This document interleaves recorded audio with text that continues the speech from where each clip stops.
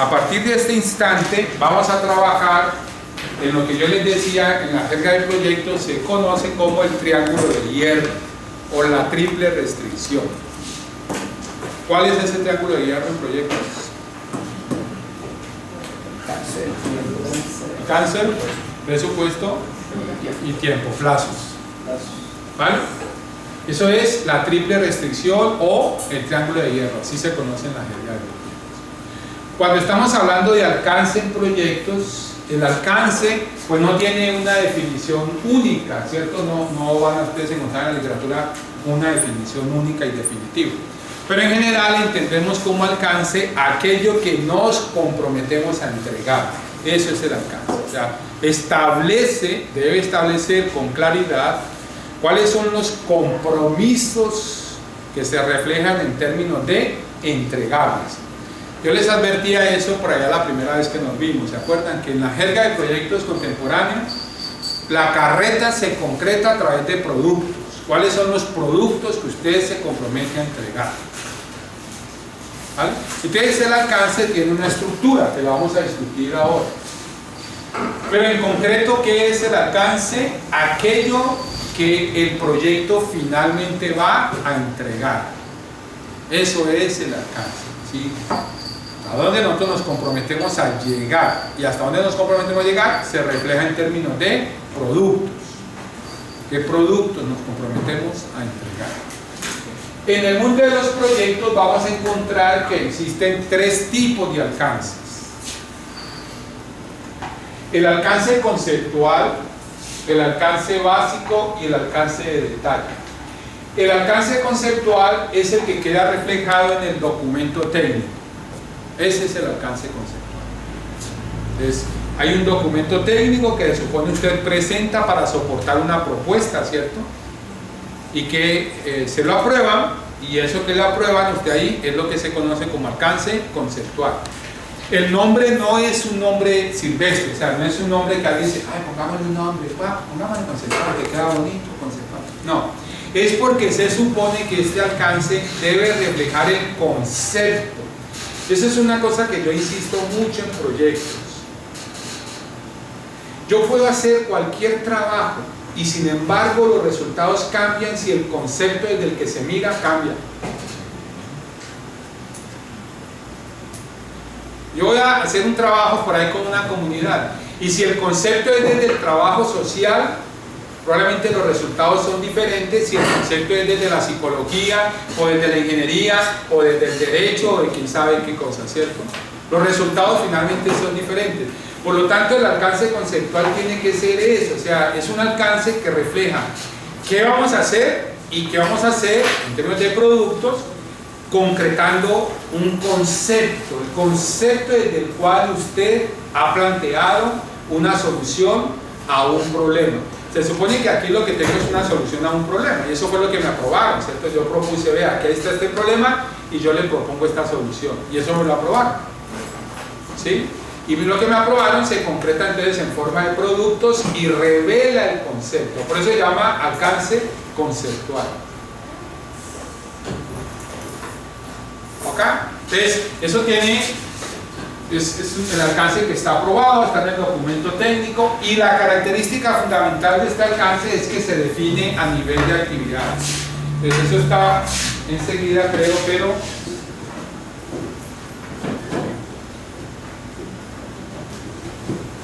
voy para que quedemos todos en un lenguaje común, entonces revisemos un poco eso. Ese alcance conceptual, ¿cómo debería de estar reflejado en el documento técnico?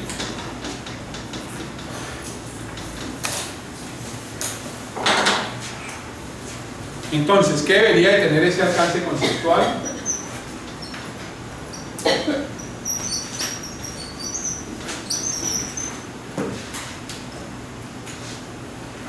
Lo primero es la finalidad.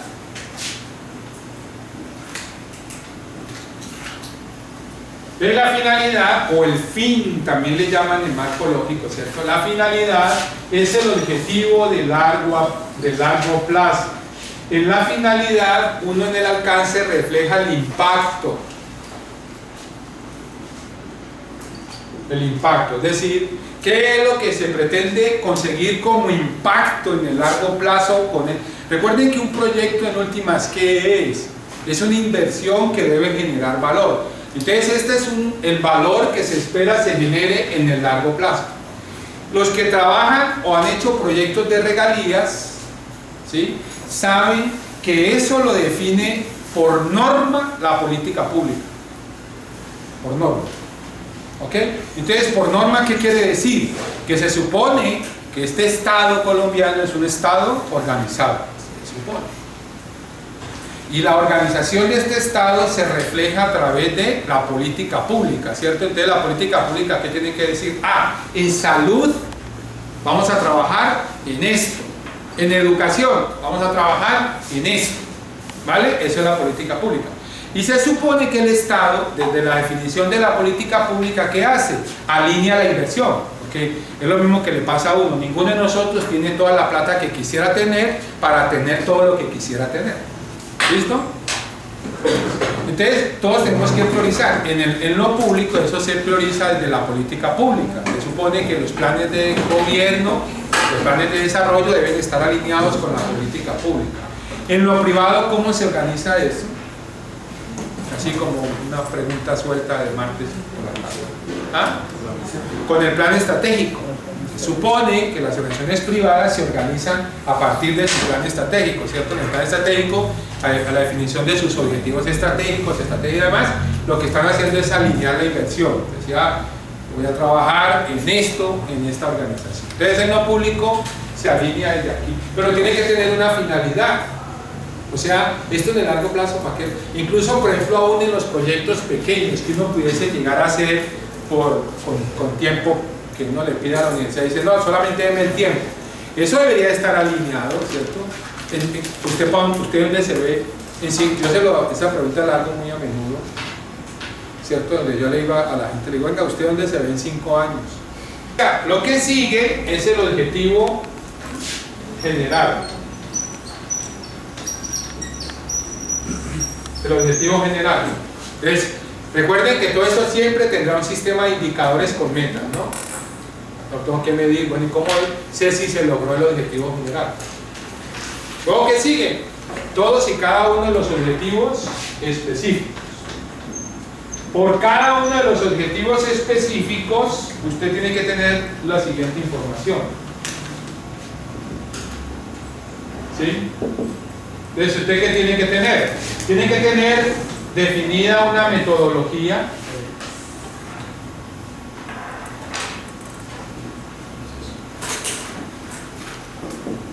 Tiene que tener definidas unas actividades. Y tiene que tener definidos unos productos que va a entregar con unos indicadores de producto. Y esos indicadores de producto con unas metas.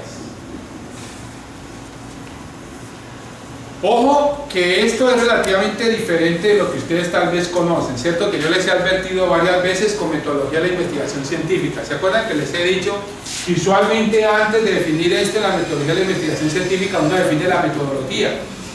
Y estos objetivos terminan muy alineados con la metodología y no necesariamente con el problema de origen. En la metodología SOP, algunos de ustedes ya la hemos visto con el otro curso de estructuración, saben que esto tiene que tener una alineación directa con el problema de origen. Por lo tanto, el objetivo general está alineado con el problema central y los objetivos específicos con las causas directas del problema central. ¿Ok? No, pues que yo no he visto eso, yo no sé qué. Por lo menos en este artículo quédese con esta información. ¿Eso qué es? Que el alcance conceptual debe estar estructurado así. Objetivo general con unos indicadores del objetivo general, los objetivos específicos con unos indicadores del objetivo específico y cada objetivo específico con la metodología con que lo vas a seguir, lo vas a conseguir, las actividades. ¿De dónde saco las actividades? Aquí.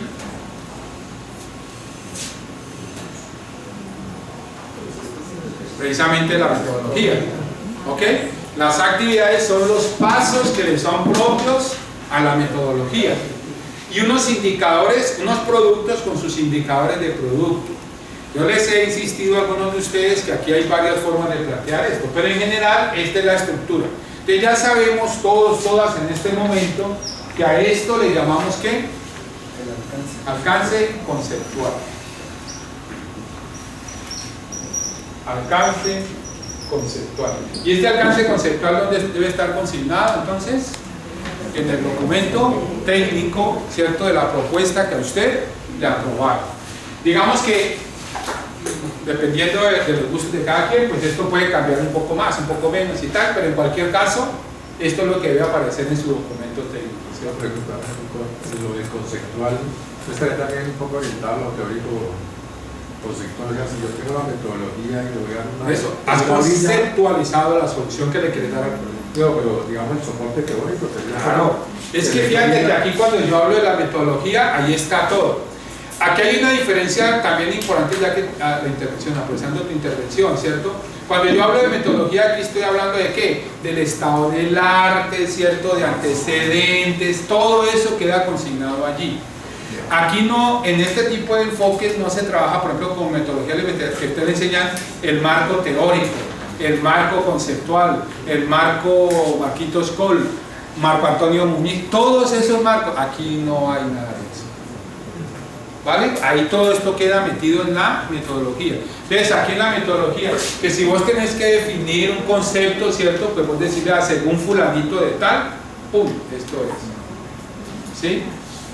Y todos los conceptos, todo lo que necesitas para que se te entienda.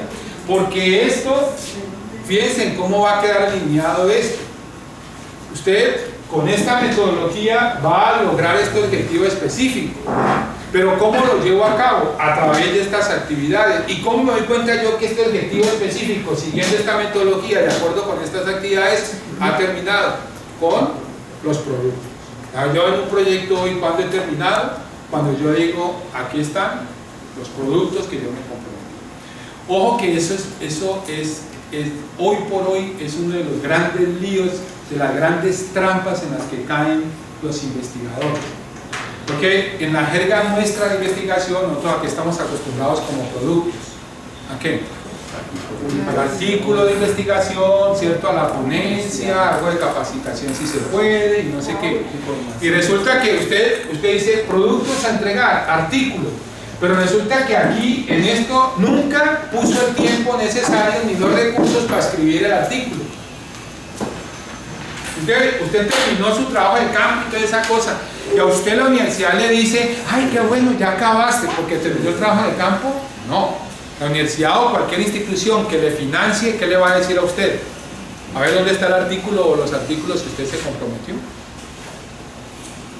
No, es que a mí ya se me acabó el tiempo que me dio la universidad. Qué pena, ¿cierto? Que ya se le acabó el tiempo, pero usted tiene que entregar ese artículo.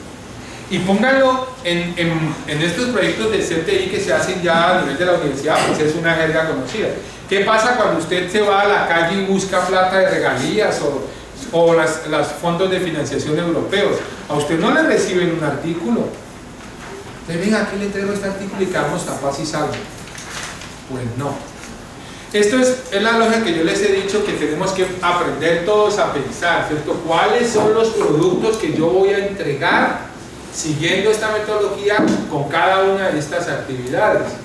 Y eso es lo que yo tengo que alinear, porque vamos a ver cómo los recursos a qué se asocian directamente a las actividades. ¿Dónde voy a aplicar yo los recursos? En las actividades. Pero es probable que, digamos, además de un producto residuo tangible, también tenga un artículo. Claro, que el artículo está no riñe con. No, en el sentido tangible, bueno, como estamos hablando de un bien cierto, puede ser. Claro, no, y la capacitación. O sea, yo no estoy diciendo que esos productos no sean correctos. Lo que estoy diciendo es que tenga cuidado, que cuando usted organice todo esto, aquí queden los recursos que usted necesita para escribir el artículo, que ese es el problema que le estoy diciendo. ¿Me entiende? O la ponencia, ¿verdad? Que usted dice, yo me comprometo a presentar una ponencia, y no puso allí dentro de las actividades la preparación de la ponencia, la presentación, y como no hay actividades de preparación ni de presentación, no tiene con qué amarrar los pasajes, los viáticos o los gastos de viaje. Entonces usted un día dice, ay, voy a ir al congreso de no sé qué en París. Entonces, ¿qué hacen en la vicerrectoría? Le miran con una cara muy amable, ¿cierto? Porque son muy amables, ¿sí? Y dice, profesora, eso no quedó en su propuesta.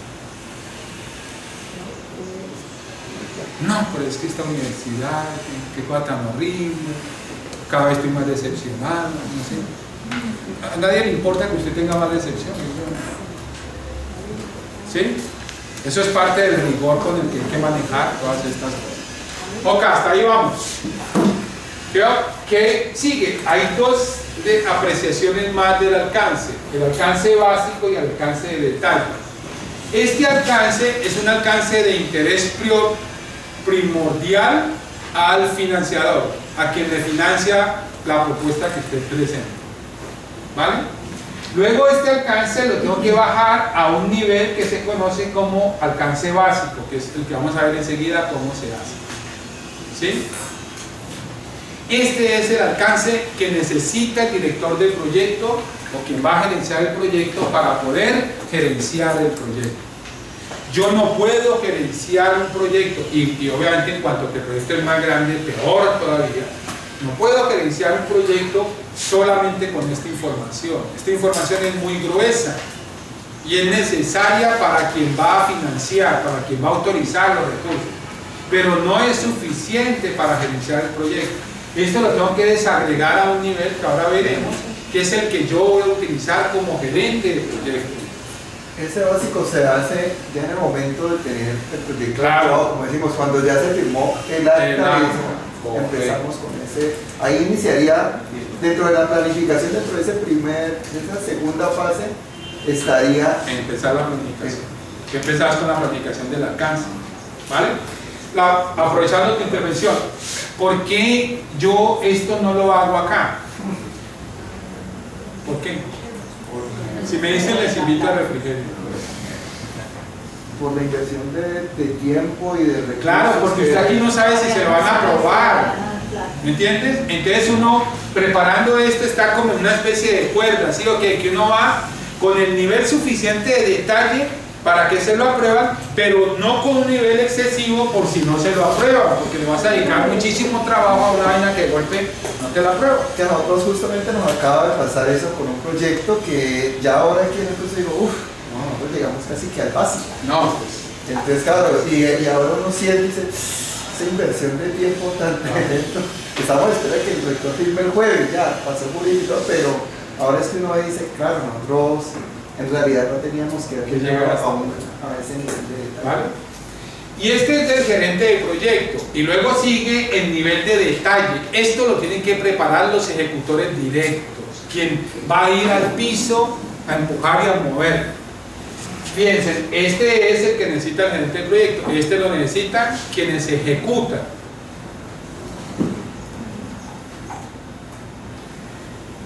Las características de fondo, fíjense, este está definido a nivel de actividades, el alcance conceptual. El alcance básico está definido a nivel de tareas y el alcance de detalle a nivel de operaciones.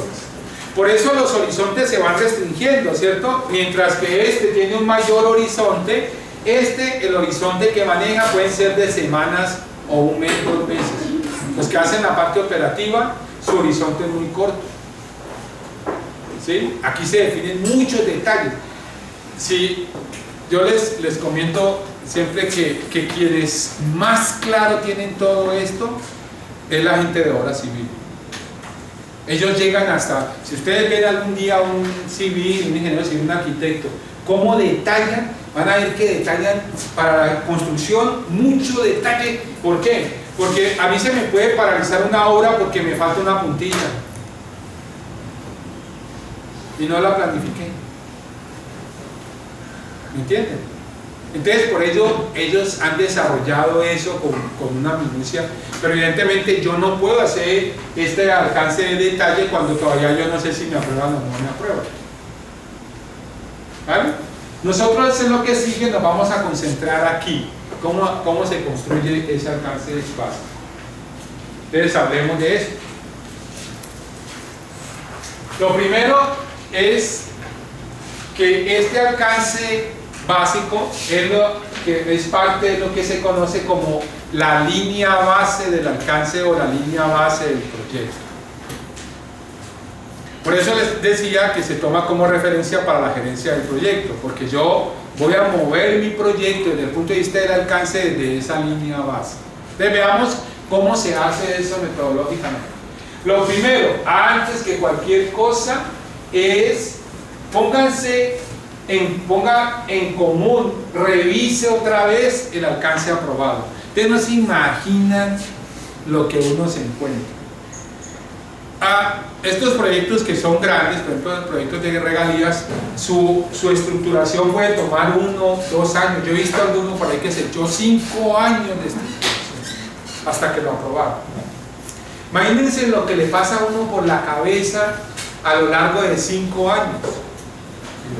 ¿Cómo se ve? Y lo que cambia el entorno y todo. ¿Sí? Entonces, un paso fundamental inicial es: venga, nosotros somos los que vamos a llevar esta vaina a cabo, sentémonos y repasemos el alcance que nos aprobaron. Antes de hacer cualquier cosa, pongámonos otra vez en sintonía con lo que nos aprobaron. Una cosa que yo me encuentro todo el tiempo, sobre todo en el mundo de la ciencia, porque los científicos son muy dados a ir a la deriva. Plantea Max Neff, ¿no? Vivir a la deriva. O sea, ¿eso qué quiere decir? Pues vamos, y en el camino vamos ajustando las cargas, ¿sí? ¿Cuál es el problema? No se estresen por esa, déjenlo así, tranquilo. O sea, ellos creen que ellos pueden acomodar al mundo a su antojo, pero la realidad no es esa. Y sobre todo cuando yo estoy usando recursos que vienen de fondos sobre los que yo no tengo ningún control. Yo no puedo ir ajustando eso a lo que a mí se me antoja. No, eso no es discrecional, es lo que a mí me aprobaron, es lo que yo tengo finalmente que entregar. Entonces el primer paso es ese: oye, ¿qué nos aprobaron? Esto. ¿Estamos de acuerdo? Estamos de acuerdo. Cuando eso ocurre, el siguiente paso, que es clave en esto: pongámonos de acuerdo en los requisitos de aprobación de los productos. Riesgos. Fíjate, todas las incertidumbres, el ser humano, consciente o inconscientemente, ¿no? Hacemos un análisis de riesgos. Por eso, esto es lo que yo les decía del alcance, pero recuerden que esto lleva un cronograma, lleva un presupuesto y lleva un estudio de riesgos. ¿Sí? Al final, el último tema que les voy a dar, el último, no me acuerdo, es precisamente riesgos. ¿Ves? Entonces fíjate que cuando yo defino el alcance conceptual, o sea, yo defino esto, yo también hago una identificación de riesgos. Y digo, oiga, esto que yo le estoy proponiendo entregar aquí, como por ejemplo, supongamos que hay un producto ahí que sea capacitación, ¿sí? Yo me comprometo a capacitar 500 personas, soy generoso. Yo voy a capacitar 500 personas, pero yo empiezo a decir, espérate un momentico, vamos a capacitar 500 personas, pero ¿en qué condiciones? ¿Quién las va a poner? Entonces yo digo, vea, yo capacito 500 si usted me pone 500 personas. ¿Y qué pasa si usted no me los pone? Entonces yo hago la parte de análisis de riesgo. Entonces esto tiene una lógica que lo vamos a conversar luego, ¿cierto? Identifico el riesgo, califico el riesgo y establezco una respuesta al riesgo. Una estrategia de respuesta al riesgo. Lo mitigo, lo evito, lo transfiero. Esa parte no la descuido y después no se considera. Claro, y eso es la parte de riesgos. Por eso la incertidumbre la manejamos así. Es decir, los civiles, ¿qué hacen? Yo le entrego esa obra tal día si no llueve. Si no llueve. ¿Y qué pasa si llueve?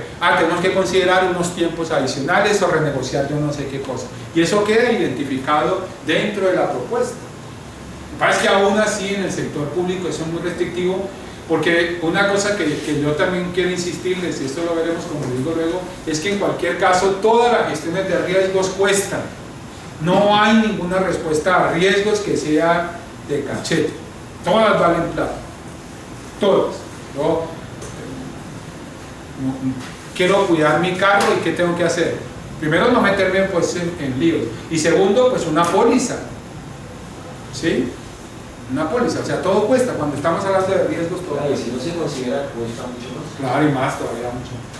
¿Vale? Entonces nos ponemos de acuerdo sobre los requisitos de aprobación. ¿Qué quiere decir los requisitos de aprobación? Entonces venga, hablemos un poco de eso. Yo digo, capacitación. Por ejemplo, capacitación en gerencia de proyectos. Ese es el producto que voy a entregar. ¿Listo? Capacitación en gerencia de proyectos. Indicador de producto, personas capacitadas. Ese es el indicador de producto. Unidad de medida, número. Meta, 100. ¿Vale?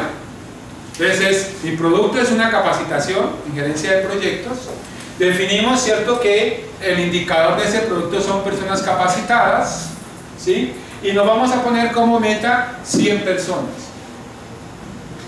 ¿Qué sería un requisito de aprobación allí? ¿Qué se les ocurre a ustedes? ¿Aprobación? Sí, requisito de aprobación. Porque alguien me podría decir, pues que se capaciten las 100 personas. La lista Y esto es lo que genera muchísimos líos en proyectos. Ya más de 100 personas. No, o sea, ¿dónde creen ustedes que aquí se generan los líos? Porque usted dice, me dice, te adjunto la lista de asistencia y si vos sumás, esto da 100. Pero ¿cómo evaluar también? Exactamente.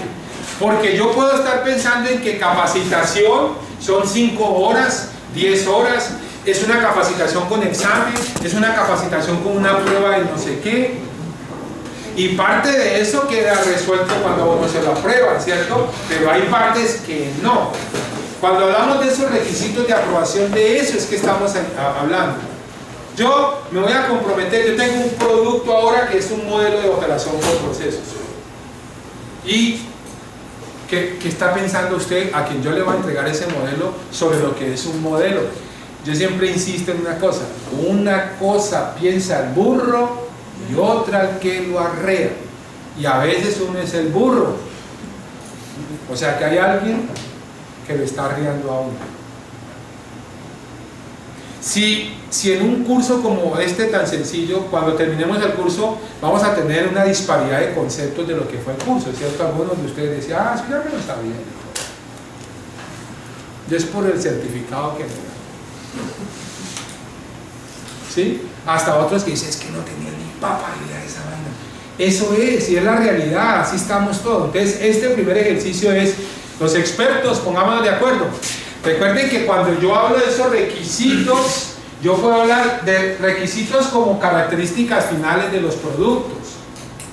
Le digo, característica, el MOP, por ejemplo, el modelo de operación por procesos, tiene que incluir un catálogo de procesos, tiene que incluir esto, tiene que incluir esto, ¿vale?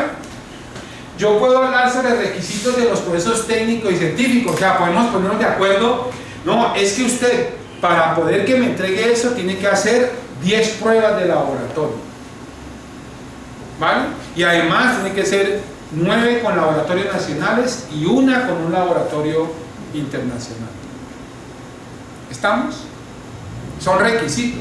Y además, ¿cierto? Puede en algunos casos incluso definirse los escenarios de prueba. Esto, por ejemplo, en obra civil es muy importante. Cuando hacen un puente, una cosa así, hacen unas pruebas de carga a ver qué pasó con eso. ¿Eso aguanta o no aguanta? ¿Vale? ¿Cuáles son? Es decir, el que le va a recibir a usted esos productos, ¿cuándo tendrá que encontrarse o recibirlos a satisfacción? Primero, cuando cumpla estos indicadores, ¿sí? Okay. Dijimos que eran 100 a capacitar, eran 100. Y luego nos ponemos de acuerdo que son 100 capacitados, 50 horas presenciales y 50 horas de taller. Vuelvo y les digo, les puedo dar una larga lista de ejemplos de líos que se han armado con eso. Yo he sido interventor de proyectos de CTI. Entonces los investigadores dicen, pues vamos a hacer una capacitación con los profesores de educación básica y media del Valle del Cauca. Entonces, ¿qué quedó como indicador? 720 maestros del Valle del Cauca, que son un poquito más del 10% del total de maestros. Pero estos requisitos de aprobación pueden tener impacto en la parte económica. Absolutamente. Entonces ahí viene un lío, que era el que hablábamos ahora, ¿sí o no?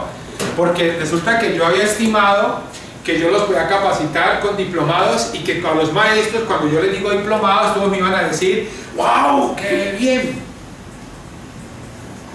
Y resulta que me empiezo a dar cuenta que no. Entonces necesito establecer una estrategia para poder convocar esos 720. Y esa estrategia de golpe tiene que ver con un problema de comunicaciones, pero para eso necesito recursos.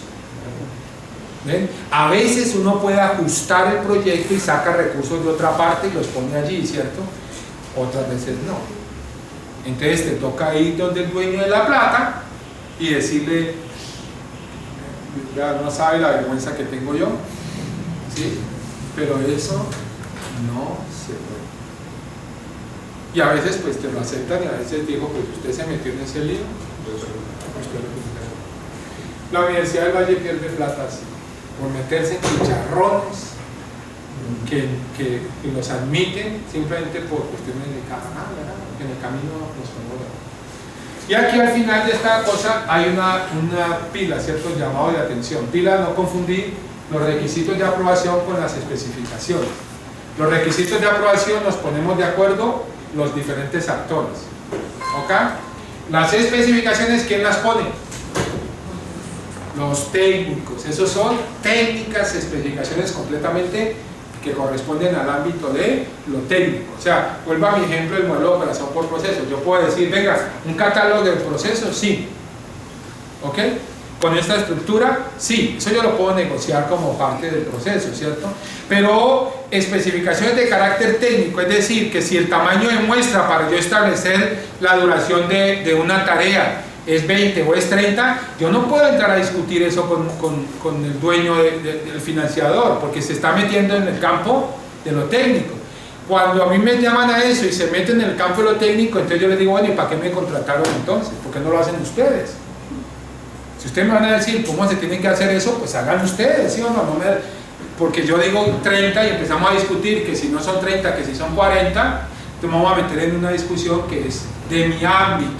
Pero eso tiene que ver con las especificaciones. Es probable que ya esté estandarizado, digamos, en esa parte de especificaciones. En algunos casos sí. Los requerimientos y se deja como referencia para que el operador actúe bajo esos criterios. Pero tú se lo dices, tú, desde lo técnico, pero no lo discutes como un requerimiento, un requisito. Yo digo en el sentido de que, digamos, el operador tiene previsto, por ejemplo, que usted refiere 30, y el financiador tiene 40 porque ya, digamos, como estandarización se ha establecido y ha sido comprobado que ese es el valor de referencia. Estamos hablando exactamente. Claro, si el financiador ya sabe que es 40, desde el proceso inicial de negociación tendría que haber puesto eso como un requerimiento. ¿Vale? Como un requerimiento. Hasta ahí vamos, ¿sí o no? ¿Qué sigue? Entonces lo que sigue es, voy a desagregar las actividades en tareas. ¿Sí? Fíjense en lo que hemos hecho, ¿cierto? Primero nos hemos puesto de acuerdo sobre el alcance, segundo hemos definido los requisitos de aprobación de los productos y ahora voy a desagregar las actividades en tarea.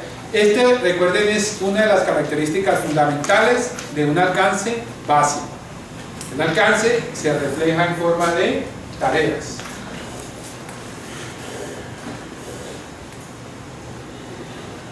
Entonces, una pregunta, hoy estoy muy preguntón. Ahí está. ¿Cómo desagrego las actividades en tareas?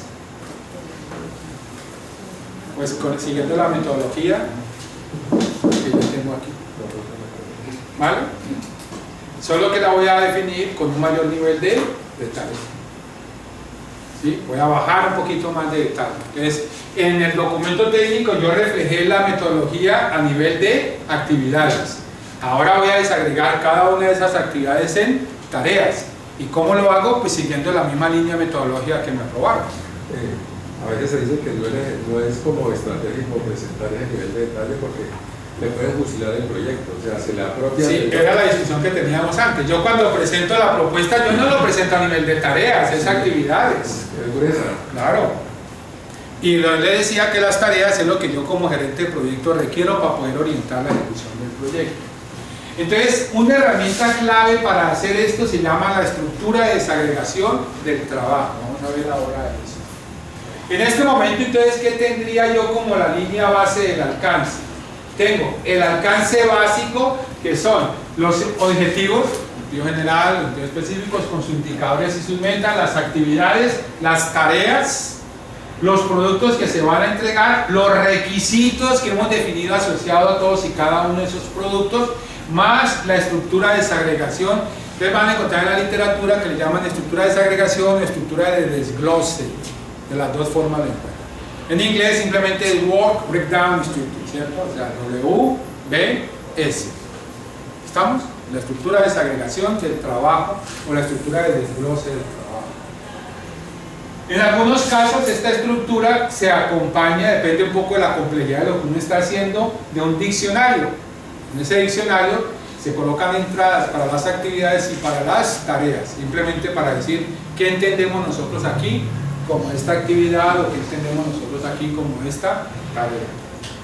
Entonces hablemos de esta herramienta. Esta es una herramienta clave. En la próxima clase ustedes van a hacer un taller con herramientas computacionales para trabajar una estructura de desagregación del trabajo. Entonces ya les decía, ¿cierto? Es una herramienta muy usada, socorrida en proyectos. Esto se le debe al Departamento de Defensa de los Estados Unidos, como muchas otras cosas. El ser humano para hacer la guerra se vuelve muy sofisticado, ¿sí? Y este es uno de los resultados que tenemos nosotros de ese ejercicio que ellos alguna vez han hecho. ¿Dónde está la potencia de esta herramienta? Que es una herramienta gráfica. Así como de cara a la estructuración de una propuesta, les decía yo, y algunos de ustedes ya lo hemos visto en el curso pasado, usamos el árbol de problemas, que tiene una potencia, porque es una representación gráfica del problema, es una forma de representar, de modelar el problema de forma gráfica. Lo mismo pasa aquí con esta herramienta, es muy potente porque nos refleja el alcance de lo que vamos a hacer en forma gráfica.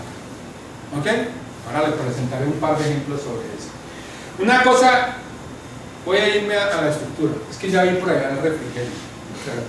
Entonces veamos. Se enfría. Sí, se enfría. ¿Sí o no? Veamos un par de ejemplos de la estructura. Esta es una estructura. En general hay dos formas de uno manejar esas estructuras. Una es esta, que se hace desde el objetivo específico. Entonces aquí tengo objetivo específico 1, 1, 2, por ejemplo 4 objetivos específicos. Y cada uno de ellos está desagregado en sus actividades. ¿Qué le faltaría a esto entonces para que tenga un alcance básico? Las tareas. ¿Ok? O sea, cada uno de estos tendría que estar, cada una de estas actividades desagregado en sus tareas. ¿Vale?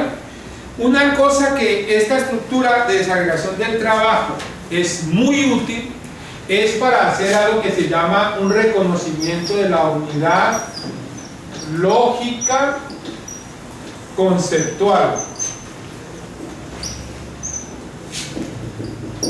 Pilas ahí con eso.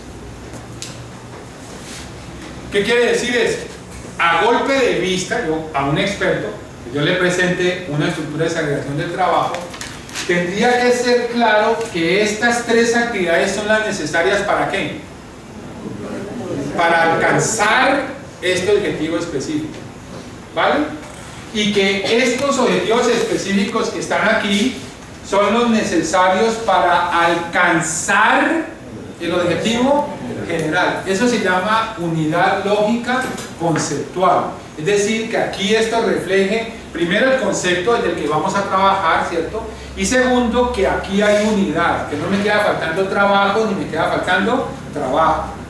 ¿Qué pasa si esto lo tengo desagregado en tareas? Sería lo mismo, ¿cierto? Aquí aparecen n tareas, entonces estas n tareas son las que se necesitan para llevar a cabo esta actividad, y así, ¿vale? Otra vez, para reafirmar conceptos, cuando yo le muestro a alguien una estructura de lo que voy a hacer, en últimas, ¿qué le estoy mostrando? El alcance. Y en particular la metodología con que yo voy a hacer cada una de estas cosas. Es decir, Recuerden que en este enfoque, ¿cierto?, cada objetivo específico tiene una metodología. Entonces, si yo quiero interpretar eso, estas tres actividades que están aquí serían las que corresponden a la metodología que escogimos o seleccionamos para hacer este objetivo específico. Y estas dos para hacer este objetivo, estas tres, estas cuatro para hacer ese objetivo. O sea que si yo quiero entender usted con qué metodología me está proponiendo hacer ese trabajo, pues yo miro esto, ¿vale?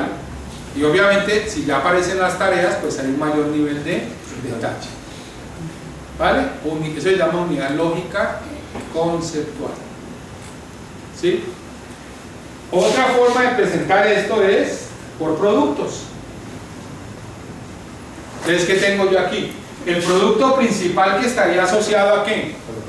Al objetivo general. Y estos serían los productos que están asociados a los objetivos específicos. ¿Vale? ¿Qué ventajas tiene esto? Por ejemplo, cuando uno tiene grandes proyectos, esto es mucho más viable porque no se me va a perder de vista ninguno de los productos con los que yo me comprometo. Pero si tengo un proyecto más pequeño que mis productos son el artículo, pues esto no tiene sentido hacerlo. ¿Vale? Tendría que usar más bien la otra estructura, donde me conecto desde los objetivos específicos de la anterior estructura. Vamos a trabajar ahora el tema del tiempo. Hemos planteado el tema del alcance.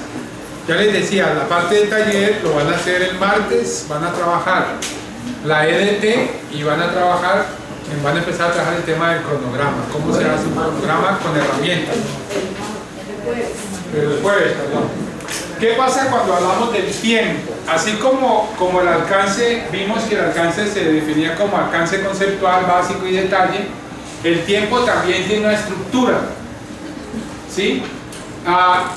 Y también va de lo general, de una representación más general a una representación más específica. El primer nivel, cuando hablamos del tiempo, es lo que se conoce como el programa de hitos, que es el que usted consigna en el documento técnico, ¿vale? Es el que queda ahí definido en el documento técnico. Yo les decía que una de las características fundamentales de ese programa de hitos es que suele representarse en momentos en el tiempo, momentos. O sea, se hace por días o por semanas o meses o trimestres o lo que sea. Pero se hace en momentos. ¿Eso qué quiere decir? Quiere decir, ¿cierto?, que aquí no manejamos fechas. Ya les decía por qué. ¿Por qué?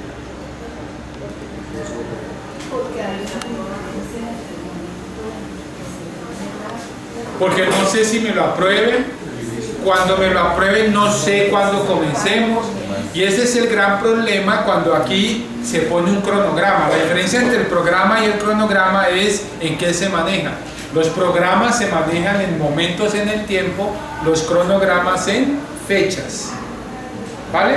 Entonces yo aquí, en lo que yo presento como documento técnico, yo lo pongo en momentos porque yo no sé cuándo me lo van a aprobar, y si me lo aprueban yo no sé cuándo voy a empezar a ejecutar. Entonces se hace allí. Este programa de hitos suele reflejar las actividades y usualmente es la referencia de control por parte del cliente, ¿sí? Y ya saben, esto es lo que también hace parte del documento técnico, o sea, que a este alcance básico, ¿qué le sumamos? El programa de hitos y un tipo de presupuesto que después les cuento. ¿Qué hago ahora? Como ya desagregué este alcance básico en un alcance, perdón, este alcance conceptual en un alcance básico, o sea que ya tengo esto reflejado en tareas, tengo que elaborar ahora mi cronograma, línea base. ¿Qué entienden ustedes por concepto de línea base en general? Es una referencia, ¿sí? Para comparar cosas. En proyectos se habla de la línea base del proyecto. La línea base del proyecto metafóricamente es como un cordón de 3 hilos. ¿Cuáles son esos 3 hilos? El alcance, los plazos y el presupuesto. O sea que la línea base son esas 3 cosas: La línea base del alcance, la línea base del tiempo y la línea base del presupuesto. Ya vimos que la línea base del alcance es el alcance que se llama alcance básico. Eso es lo que acabamos de ver hasta ahora, ¿cierto? La línea base del tiempo está configurada por el cronograma línea base, que también ustedes en la literatura lo encuentran como cronograma maestro. Lo encuentran de las dos formas. ¿Cuál es el cronograma maestro o la línea base o cronograma línea base? ¿Cuál es la característica fuerte de esto? Es que este cronograma ya está expresado en forma de tareas. O sea, tiene un mayor nivel de detalle, está desagregada las actividades en tareas. Y además, fíjense, estas tareas están puestas en fechas. Ya no es la actividad que aparece una actividad puesta en el mes 1, que comienza en el mes 1 y termina en el mes 3, sino que ya son tareas que dice el 15 de octubre del 2019. ¿Sí? Y dura tanto tiempo y aparece eso en el cronograma línea base. Mientras que el programa de hitos, es el que suele usar el que le aprueba uno de los recursos para referenciar cómo va. Este es el que utiliza la gerencia del proyecto. O sea, si yo quiero saber cómo va mi proyecto, yo tengo que mirar este cronograma línea base. ¿Listo? Constituye la línea base y debe encajarse en el programa de hitos. ¿Qué significa? Ahora lo veremos, pero para manejar un poco el concepto. Encaje, ¿qué quiere decir? Que si yo, por ejemplo, en términos globales, si yo acá dije que el proyecto dura 6 meses, acá tiene que durar 6 meses. ¿Sí? Si no dura 6 meses, entonces se dice que esto está desencajado. O sea, no encaja en lo que me aprobaron. ¿Vale? Eso es una tarea muy importante. A ver, les pregunto, para hacerle digerir el refrigerio. ¿Qué puede hacer que esto no me encaje en esto? Si el concepto de encaje es claro. ¿Sí? Yo tengo un proyecto que me aprobaron con unos plazos, supongamos que en lo que me aprobaron esto dura 8 meses, ¿cierto?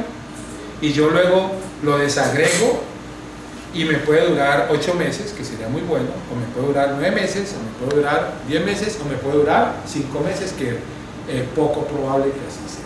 Lo más probable es que dure más. ¿Por qué? ¿Por qué le puede estar durando ocurrir más? algo y altera una actividad? ¿Ah? Ocurre algo que altera una actividad. Claro, pero además, ¿sabes? Porque usted aquí esto lo manejó a nivel de actividades, aquí le puso tareas, o sea, le puso más nivel de detalle, tiene más aproximación a la realidad, está viendo las cosas de una manera más precisa. Entonces, fíjate que ahí es donde empiezan a aparecer las incertidumbres. Yo dije que esta actividad la iba a hacer así, y cuando la desagrego, ¿cierto? Digo, uy, esto en ese tiempo no me alcanza. Que yo inicialmente había pensado que... Pero lo mejor es hacer los dos momentos, aunque solo entrego el grueso. Digamos, para proyectar y tener algún nivel de mayor certeza, pudiese uno hacer el desglose de cada actividad. Obviamente eso es para manejo interno, no para entregar. Claro, el problema que tienes es el que estábamos hablando. ¿Y qué pasa si no te lo aprueban? Vas a perder todo ese tiempo. Es un tema de riesgo, sí.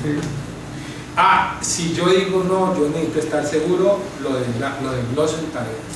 Digo, yo prefiero que ese tiempo se me pierda y no irme a comprometer con una cosa que después no. Pero eso ya lo decides porque es riesgo, es tu riesgo el que estás asumiendo. Y el otro tipo de cronogramas son los cronogramas de detalle. Estos que tienen operaciones. ¿Se acuerdan que hablábamos del alcance conceptual, actividades, el básico, tareas, y los de detalle, operaciones? Esa es la estructura. Entonces yo puedo decir que una actividad que sería un conjunto de tareas y una tarea un conjunto de operaciones. ¿Sí? Es la estructura que esto tiene. Esto los definen los ejecutores directos. Ellos tienen que tener cuidado con qué operaciones tienen que llevar a cabo. Aquí es donde aparecen muchos detalles. Si lo que estoy haciendo es un experimento en un laboratorio, pues aquí aparecen, ¿cierto? ¿Cuáles son los detalles que usted tiene que seguir para hacer ese experimento en el laboratorio? Todos los protocolos y todo todo, incluso qué indumentaria tienes que utilizar, cómo mezclas esto con esto, qué pones y qué no pones. Todo eso son operaciones que ya tienen un nivel de detalle muy complejo. Entonces este también pues se ponen fechas y estos cronogramas de detalle hay que encajarlos en los cronogramas línea base. Es el mismo concepto. Si aquí aparecen unas operaciones, pues tengo que mirar, asegurarme que me cumple con este que está acá. Eso se llama encaje.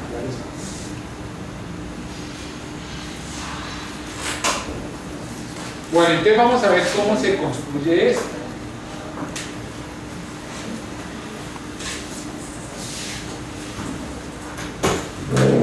Si yo voy a hacer mi cronograma línea base, entonces yo qué información necesito. Necesito contar entonces con la lista de tareas. ¿Qué quiere decir eso? Que yo ya he hecho el ejercicio de desagregar las actividades en tareas. Y aquí aparece una diferenciación que no la habíamos comentado hasta este momento. Y es que yo puedo tener actividades que son técnicas, científicas, ¿cierto? Y actividades de gestión. ¿Ok? Hasta ahora, ¿de qué habíamos hablado? De las actividades técnicas. Pero en este momento, como ya yo tengo proyecto, que antes no tenía, entonces yo tengo que decir, venga, ¿y cómo vamos a gestionar ese proyecto? ¿Vale? ¿Cómo lo vamos a gestionar? Y eso lo tengo que poner aquí. ¿Qué sería lo mínimo que usted tiene que tener definido? Por lo menos las actividades técnicas, las tareas técnicas. Tiene que haber desagregado las actividades que tenía a nivel de tareas para reforzar cosas. ¿Cómo hago yo esa desagregación? A través de la metodología que nosotros hemos seleccionado para trabajar eso en particular. Y además de la lista de tareas, algunos atributos asociados a esas tareas. Por ejemplo, definiciones. Esto es una cosa que ha ganado muchísimo terreno en proyectos, que es hacerle un diccionario al proyecto. ¿Sí? Porque yo tengo varios actores. Imagínense ustedes un proyecto donde hay 10, 15, 20, 30 actores. Mantener un concepto común de lo que significa X cosa no es tan fácil. No es tan fácil. Entonces eso hace que nos pongamos de acuerdo. ¿Qué quiere decir esta tarea? Esto. Y eso es un diccionario del proyecto en este caso. O atributos o requerimientos particulares. Cuando definimos la tarea, pensamos que esa tarea tenía que ser hecha a través de un servicio tecnológico. Entonces aquí aparece esa referencia, ¿cierto? Es una tarea que se va a contratar con un laboratorio. ¿Vale? Vamos definiendo toda esa información. Ok, entonces vamos a ver cómo se hace el cronograma línea base. En la entrada, ya lo saben, es mi lista de tareas. ¿Sí? Hagamos una representación. ¿Cómo podría ser una representación? Ahora hay un ejercicio ahí atrás, un ejemplito, pero para que no se me quede eso como en el aire.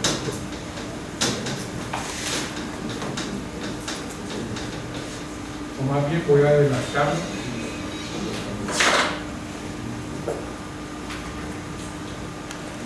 Una cosa que les recomiendo yo, no sé si no ven nada, no importa, pues, esto es Excel y es una cosa que uso muchísimo yo antes de llevar esto a Project o cualquier herramienta de eso. ¿Qué hago yo? Una EDT, ya la vieron, ¿cierto? Y la reflejo en una tabla en Project. Entonces, ¿qué tengo aquí? El objetivo específico es una representación, pero en Excel, no en Project. En Excel, de eso que ustedes vieron gráficamente como una EDT, ¿cierto? ¿Qué tengo aquí? El objetivo. ¿Qué tendría que tener aquí? Todas las actividades que hacen parte, ¿sí?, de este objetivo específico. ¿Y qué tengo aquí? Todas las tareas que hacen parte de cada una de estas actividades. ¿Vale? Esa es la información de base. Hasta ahí estamos todos claros, ¿sí o no? ¿Qué tengo que tener yo de base? Esa lista. Ahora me devuelvo. Entonces, ¿cómo metodológicamente qué hacemos? Primera cosa, identificar las relaciones de sucesión y de precedencia entre las tareas. O sea, por ejemplo, ¿qué tareas hay que terminar antes de iniciar otra? ¿Sí? ¿Qué tareas pueden o deben terminar concurrentemente? Es decir, que yo te haga, esto lo hago aquí y esto tiene que terminar concurrentemente. ¿Qué tareas tienen restricciones asociadas al tiempo o a la disponibilidad de recursos? Denme ejemplos de eso. De una tarea que ustedes digan, uy, yo creo que esto está restringido por el tiempo o por una disponibilidad de recursos. Para nosotros la compra de los reactivos. Porque es importado. ¿Sí? Por ejemplo, como son importados, ¿cierto? Entonces yo digo, esta tarea no puede empezar hasta que no estén disponibles estos reactivos. ¿Ok? Eso tiene una restricción con una variable que ustedes no controlan, porque todo ese proceso ustedes no lo controlan. Entonces lo único que puede hacer es, con tanto tiempo de anticipación, decir, yo necesito ese reactivo tal día, pero que eso esté para ese día, usted eso no lo controla usted. ¿Vale?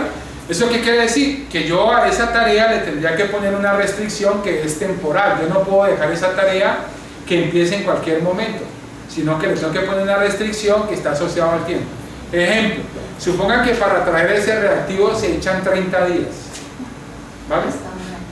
Digamos, yo que soy optimista, 30 días. ¿Vale? Entonces yo digo 30 días se echan para traer ese coso. Y resulta que yo espero empezar la tarea el 15 de enero. Entonces yo digo, pero está diciembre aquí no hace nada. ¿Eso qué quiere decir? Que el 1 de noviembre yo tengo que empezar el proceso para que eso esté el 15. Esa tarea que requiere esos recursos tendría que ponerle una restricción de carácter temporal. No puede empezar antes del 15 de enero. ¿Qué pasa si usted no le pone esa restricción? Que después esa tarea, supongamos que la programación va a quedar para empezar el 15 de noviembre. Y el 15 de noviembre está allí, ya la tarea empezó a retrasarse. ¿Me entienden? En algunos sistemas, por ejemplo en el caso de regalías, eso empieza a levantar alertas. Porque usted dijo que iba a empezar el 15 de noviembre, llegó el 15 y no empezó. Llegó el 30 y no empezó. Llegó el 15 de diciembre y no empezó, va poniendo alertas. Pilas, que es lo que ha pasado aquí con esto. ¿Vale? Eso es una restricción de tipo temporal. En este caso asociado aún a la disponibilidad de un recurso. Hay otras, por ejemplo, que en algunos casos se ponen con relación al clima, ¿cierto? Yo no puedo hacer cierto tipo de cosas cuando el clima está lluvioso. Entonces yo ya sé que en el Valle del Cauca o en Cali hay unas temporadas de lluvias. Entonces yo coloco esas tareas asociadas a esas temporadas que estoy planteando. Les pregunto, estos dos tipos de relaciones, ¿con qué están directamente vinculadas? En principio, estas dos. O sea, que una tarea no puede empezar hasta que la otra no haya finalizado, o que las tenga que terminar concurrentemente. Metodología. A la metodología. Eso surge de la metodología. Entonces la metodología, recuerden que las tareas yo las saco de las actividades que desagrego metodológicamente en tareas, ¿cierto? ¿Y cómo se relacionan entre ellas? Pues es la metodología. La metodología es la que me dice, esto no lo puedes haber hecho si esto no ha terminado. Pueden haber casos también de que yo tengo tareas que no tienen relaciones con otras, ¿cierto? Que no tienen ningún requerimiento o ninguna cosa que la limite. ¿Listo? La primera cosa es esa. Yo tengo mi lista de tareas y establezco las relaciones de asociación y de precedencia. ¿Qué hacemos ahora? Determinar los requerimientos de recursos de las tareas. ¿Qué recursos requiere cada una de estas tareas? Cuando estamos hablando de recursos, ¿de qué tipos de recursos podemos estar hablando? Podemos estar hablando de talento humano. ¿Qué más? Materiales. ¿Técnica a qué te refieres? Digamos tecnológico. Servicios tecnológicos. ¿Sí es claro que es un servicio tecnológico? ¿Qué es servicio tecnológico en la universidad? El soporte, digamos todo el soporte, está la red, ¿cierto? o un programa especial que se requiera para la ejecución del programa, para el proyecto. Pero fíjate que ese no estaría dentro de servicios tecnológicos. No. ¿Qué entiende la Universidad de Valle por servicio tecnológico? Cuando necesitemos hacer unas pruebas. Oh, perfecto, eso es un servicio tecnológico, ¿vale? O sea, yo tengo que hacer unas pruebas de la... O por ejemplo, necesito un estadístico que me procese una información. Entonces, yo no lo contrato por tarea, sino por servicio, ¿cierto? Entonces yo le digo, le voy a entregar a usted una base de datos, usted me procesa eso y me da esta información. Y yo le pago a usted por todo el paquete, eso se llama servicio tecnológico. Entonces, están los materiales, insumos, están equipos, software, están los gastos de viaje. Todo esto son recursos. Entonces, yo tengo que identificar esos recursos para llevar a cabo cada una de esas tareas. Luego, calculamos o estimamos la duración de las tareas y con toda esta información, esto lo llevo al software. ¿Ok? Entonces yo tengo todo esto y ahí es donde entra la herramienta con la que yo voy a poner todo esto en unos diagramas. Eso será el taller. ¿Cómo lo hacemos? Vamos a conversar algunas cosas de eso. Esto que ustedes ven allí tan simpático, en la jerga del proyecto se conocen como redes AOA, o quiere decir que aquí se hace una representación de las actividades en los arcos. ¿Sí? Entonces, esto que está aquí es una actividad o una tarea, depende si estoy trabajando a nivel de actividades o a nivel de tareas. Y hay unas relaciones, porque esto ya casi no se usa, solamente lo usamos a nivel de experimentación. Por ejemplo, cuando uno hace trabajos en scheduling de proyectos, utiliza este tipo de grafos porque se pueden programar más fácilmente, está menos compleja su programación. Pero no se suele usar, por ejemplo, el software de dominio público, en esto es muy raro ya conseguirlo. ¿Qué es lo interesante? Que es la primera aproximación para entender la lógica que les decía de las secuencias. ¿Se acuerdan? Por ejemplo, esto que está aquí, ¿cómo se lee? Que la tarea B no puede empezar hasta tanto no haya finalizado la A. ¿Ok? Esto que está aquí, B y C, no pueden empezar hasta tanto la A no haya finalizado. ¿Sí? ¿Vale? Y estas C no puede empezar hasta tanto A y B no hayan finalizado. Eso se conoce como un grafo tipo AOA. O sea que las actividades están sobre los arcos. Pero esto tranquilos que esto mejora. ¿Qué es lo que se usa hoy por hoy? El software. Ustedes vamos a hacer un par de ejercicios por ahí en Project y Open Project o Project Libre, ya veremos. ¿Sí? Esto es la representación gráfica que hoy por hoy se utiliza. Esto se le debe a un señor francés por allá a finales de la década de los 60. Y este señor se puso a botar corriente, era viernes, estaba despachado, dijo, ay, yo quiero hacer un grafo, y se hizo este grafo. ¿Qué es lo que hace este grafo? En este tipo de representaciones, las actividades o tareas se representan sobre los nodos, ¿sí? Y los arcos representan restricciones. Y se manejan 4 tipos de restricciones. Mira, yo necesito que respiren profundo porque esto necesito que me lo pillen, porque si no después en el taller van a estar un poco perdidos. Primer tipo de restricción se conoce como restricción final comienzo. ¿Cómo lo leerían ustedes? Solamente puede iniciar. Correcto. Entonces, la tarea B solo puede puede comenzar hasta tanto la tarea A haya finalizado. ¿Vale? Eso se llama una relación final comienzo. En proyectos se utiliza como representación final comienzo en español, ¿sí? SF, si usan software que está en inglés, ¿vale? Entonces, este es un final comienzo, un igual a n.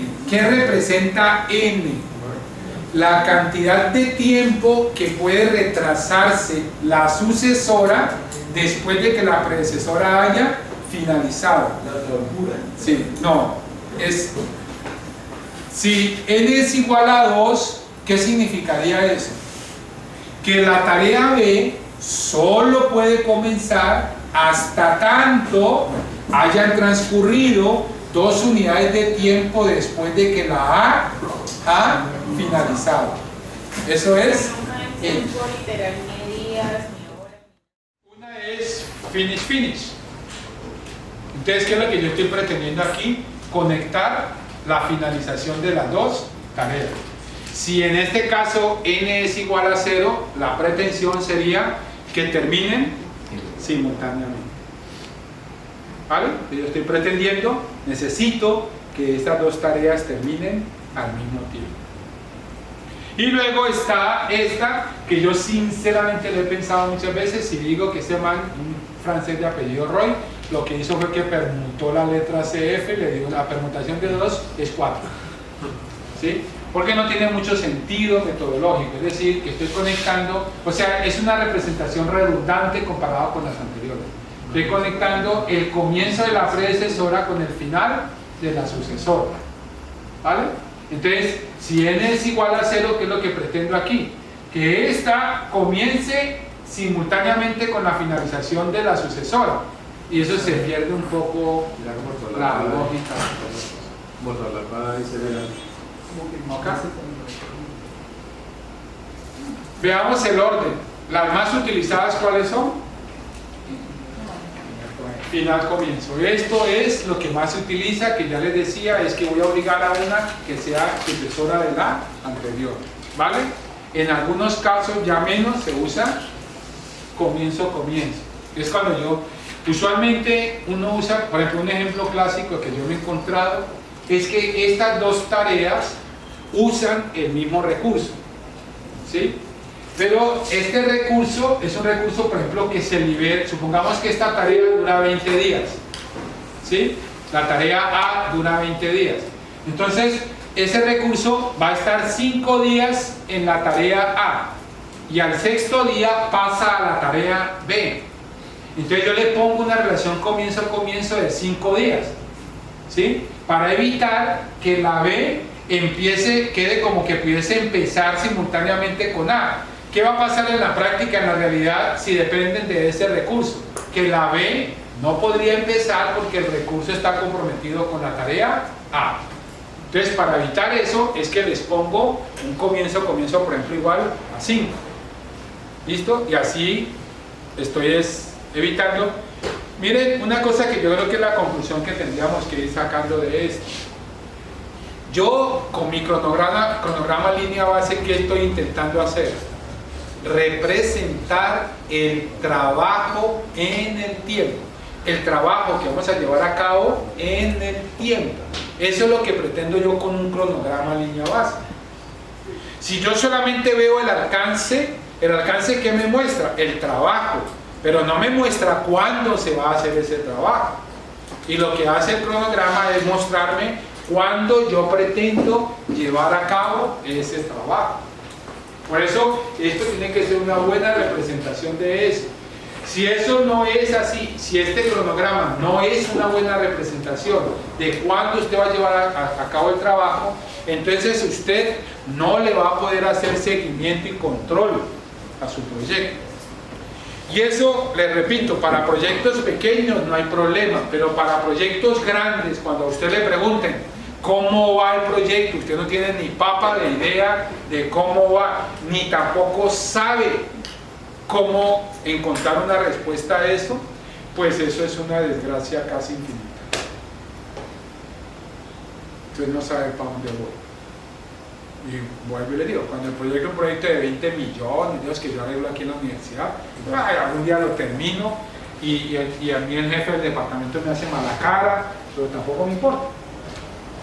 Pero cuando estás hablando de recursos que vienen de fuentes externas, a ellos no les puedes simplemente hacer mala cara, ¿sí? Porque te puedes meter en un problema complicado. Entonces, para eso es mi cronograma, para yo saber cuándo voy a llevar a cabo cada una de las cosas.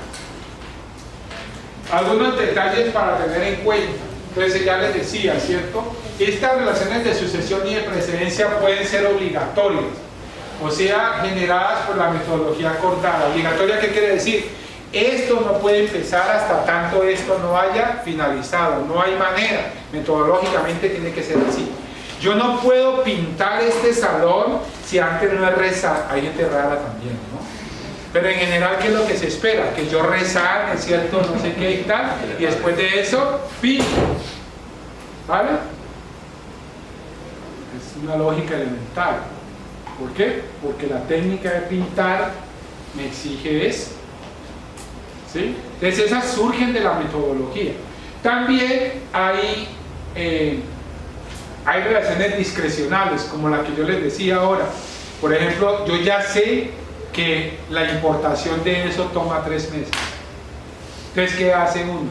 Discrecionalmente yo a las tareas que dependen de esos reactivos o de esos equipos les voy a poner una restricción temporal. Porque yo sé que si las programo antes no las voy a poder hacer. ¿Me entienden? Yo lo sé, ya se sabe que por todo el proceso de compra y no sé qué, no voy a poder hacer eso. Entonces, como yo quiero que mi cronograma me represente adecuadamente lo que voy a hacer para poder hacerle seguimiento y control, ¿cierto? Entonces esas son discrecionales. Otro ejemplo, yo voy a contratar un experto, un servicio tecnológico que con un experto, ¿cierto? ¿Sí? No lo contrato como talento humano porque él no va a trabajar, sino que yo le voy a entregar un material y él me va a dar unos conceptos sobre ese material. Pero ese personaje me dice, vea monpa, yo el resto del año estoy ocupado, yo eso lo puedo hacer en febrero.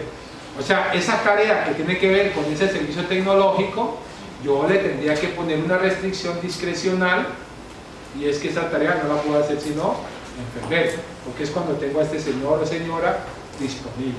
Esas son restricciones de tipo discrecional, que las pone el analista, quien está elaborando el cronograma o el director científico. Pues ahí está, ¿cierto? Lo que les decía ahora, el ejemplo de un recurso que está sobrecargado y que mueve una tarea, o incrementar una relación final-comienzo para asegurar la disponibilidad del recurso, que es la que estábamos hablando. Entonces, entre esta tarea y esta tarea, yo la podría empezar ya si cuento con el reactivo. Pero como yo sé que eso sigue un proceso, entonces le pongo entre que se hace el pedido y toda esa cosa, y yo tengo disponible el reactivo, 30 días, para yo estar más tranquilo con esa. Eso se llama relaciones de tipo discreción.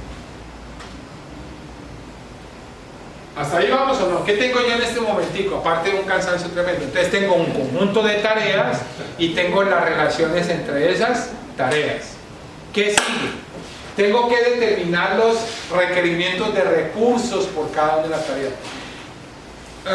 Yo creo que a esta altura ustedes ven cómo esto cada vez se vuelve más exigente, ¿sí?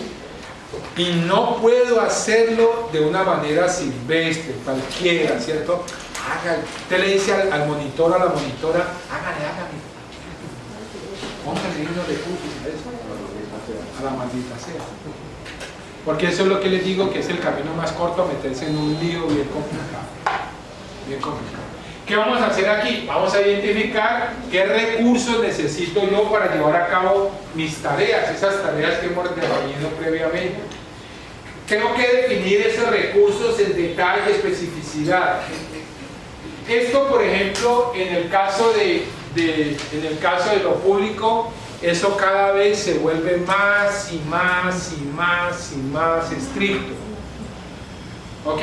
O sea, que por ejemplo en el caso de regalías eso es una desgracia, porque cuando usted presenta la plantilla del presupuesto, usted pone un montón de detalles.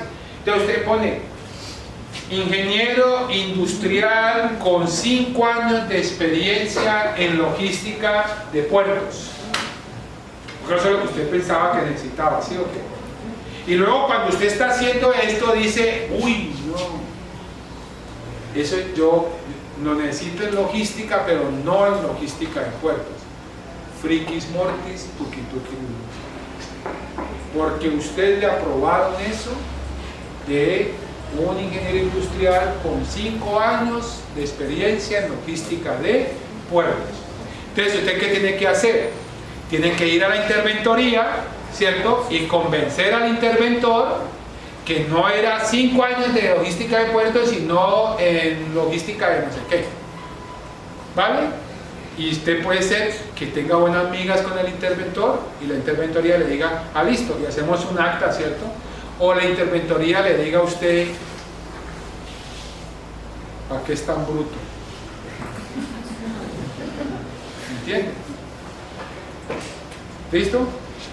Hay casos peores, miren, esto no lo aprenden después, o sea, después de que uno llega para darse aquí es porque le han dado mucho garrote. No, es que uno llega aquí angelito y ay, qué bueno, ha metido la pata muchas veces. Por ejemplo, una metida de pata grave en los proyectos, cuando uno pone nombres propios en la propuesta, ¿sí? Entonces ya yo no pongo al ingeniero industrial, sino que pongo al profesor Oscar Rubiano, ¿cierto? Que es ingeniero industrial, no sé qué, y además es mi parce, ¿sí? Entonces yo ya, y hablé con Oscar, y Oscar me dijo, yo le hago.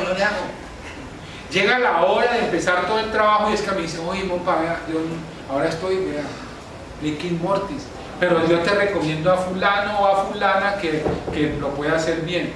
Pero como quedó el nombre del profesor Oscar Rubiano allí, otra llorada en la interventoría, ¿cierto? Para convencerles que vamos a contratar a una persona que tiene el mismo nivel del profesor Rubiano, que conoce bien el tema y tal, y puede que la interventoría le diga a uno que sí, o puede que le diga que no.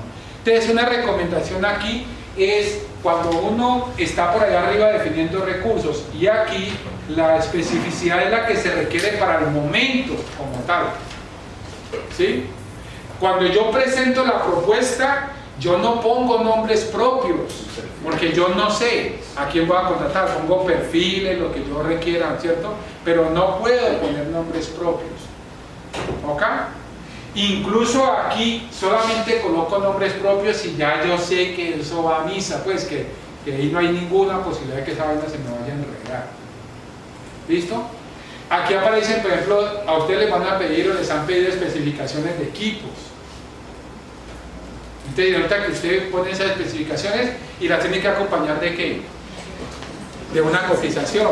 Y entonces usted le pidió la cotización, le dieron un equipo chino, ¿sí? Y usted como necesitaba sacar eso rápido, usted eso así y lo entrega. Ahora y el día después. Todos esos detalles. Es que uno ha sufrido mucho en esta vida, en serio. Todos esos detalles tienes que considerarlos porque te metes en líos con todo eso. ¿Vale? Entonces aquí defino los recursos que yo necesito en requerimientos y toda esa cosa. Hay el área, depende del área, el campo, por ejemplo los de obra civil, esto lo tienen muy estandarizado, eso con un nivel de detalle muy preciso. Aquí fíjense que en la clase pasada veíamos que empezaba a preparar el plan de vinculación y contratación, ¿se acuerdan? Del personal. Y yo les decía, uno usualmente ese plan empieza con la gente administrativa, pero en la medida en que yo voy a ir desarrollando la parte técnica, voy a ir alimentando ese plan. ¿Sí? Entonces esa es la advertencia que está aquí. Aquí va a ir apareciendo información, ese ingeniero industrial y no sé qué, va al plan de contratación.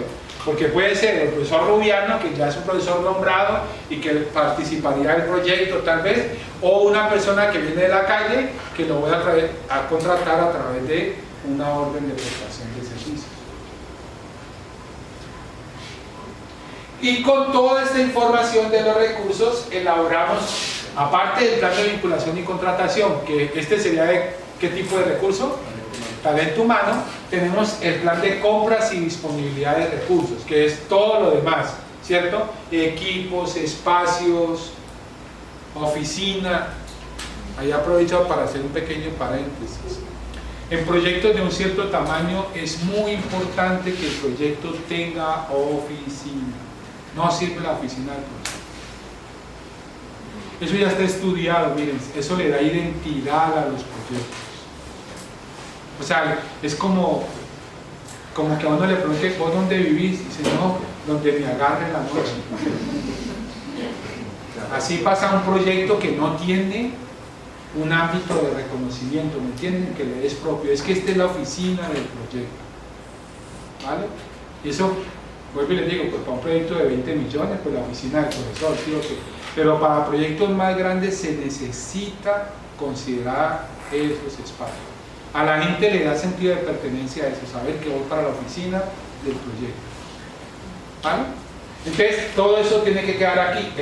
Recuerden que en la universidad y en el sector público, y en particular en esta universidad, este y este aparecen en lo que en la universidad le llaman el PAC. ¿Sí? O sea, esto se lleva, porque ya les advertía que la universidad, en general en el sector público y en particular en la universidad, no se diferencia la contratación de una persona de la contratación de un servicio tecnológico. ¿Ok? Eso es un contrato. Punto. Por eso se llama el plan anual de contratación. Y son contratos, puros contratos. Punto. ¿Ok? Entonces aquí ya tendría, ese era lo que les estaba comentando, el plan anual de contratación, que es el plan de contrataciones y el plan de compras. ¿Sí?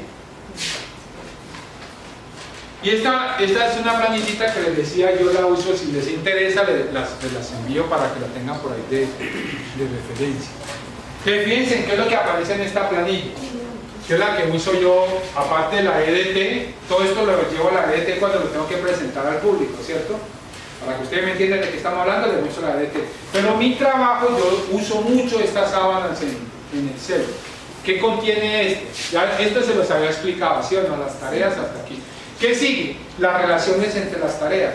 Entonces, por ejemplo, si la tarea 11N tiene una relación final-comienzo con la 112, aquí aparece un FC 112. O sea, le está marcando que esa tarea tiene una relación de precedencia con la 112. Entonces, todas las relaciones se las coloco aquí. Entonces está usando más esa convención que la red que mencionabas ahora, que ya casi no se usa. El grafo AOA casi no se usa, es puro esto. Y el software en general, ¿no? Cuando vean el taller en Project, Vimeo, van a ver que las relaciones son así: final, comienzo, comienzo, comienzo, comienzo, fin, fin, fin. ¿Sí? Aquí está. Una cosa fundamental, miren, por acá va a aparecer la duración esperada de la tarea. ¿Cuánto esperamos que dure la tarea? Una clave, ahora veremos que esta duración se puede calcular de varias formas, calcular o estimar, son diferentes, ¿cierto? Pero en general, al final, ¿qué tengo yo? Una duración esperada de la tarea. Un elemento clave para afinar la duración de una tarea es la cantidad de trabajo. Las tareas no se estiman, bueno, vuelvo y yo digo que cada quien tiene un derecho natural a hacer lo que le dé la gana. ¿Cierto? Hagan lo que les dé la gana. Yo les sugiero. ¿Qué sugiero? Cuando vayan a estimar la duración de una actividad, porque yo puedo estar en el momento en que estoy preparando la propuesta, ¿cierto? O en este momento donde ya yo estoy aterrizando porque ya tengo proyecto. Tengo que estimar o la actividad acá o la tarea acá. En ambos casos yo les recomiendo tengan una idea clara de cuál es la cantidad de trabajo que implica esa actividad o esa tarea. Voy a darles esto es una cosa que la hemos aprendido nosotros de la gente que hace cosas manuales. Usted lleva su carro a un mecánico y usted le dice al mecánico: ¿cuándo me lo entregas? El mecánico hace unos cálculos. El primer base del cálculo es la cara de tonto que uno tiene, ¿sí o no? Es el primer cálculo que hace. Para ver si le cobra más. ¿Sí? Es la cara de tonto, sí.